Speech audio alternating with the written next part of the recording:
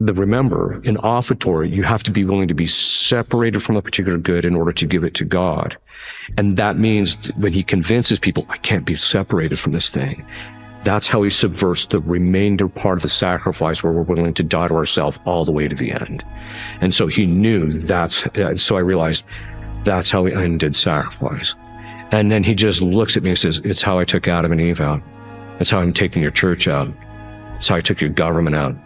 He said, it's at the root of every sin and every defect that every human being has.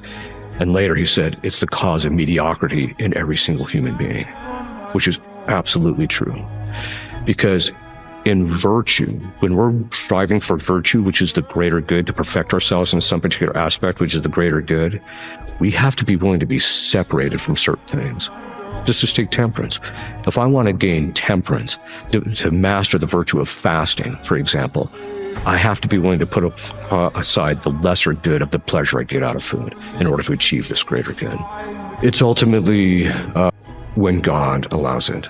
So in the spiritual warfare, there's kind of a misunderstanding. People have this idea that demons get you just to maraud and do whatever they want. When St. Peter said, be sober and watchful, for the lion goes around seeking someone to devour, it doesn't mean he gets to hammer anybody he wants. It means he's constantly watching us. That's the going around. He's constantly watching to see where the weaknesses are and where he could take us out. And then he might test or probe.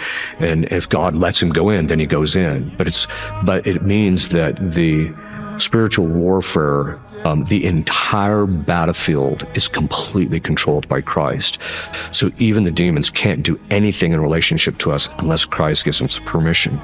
So Christ is the one who allows them access at certain points. And the reason he allows us access to us is to test us.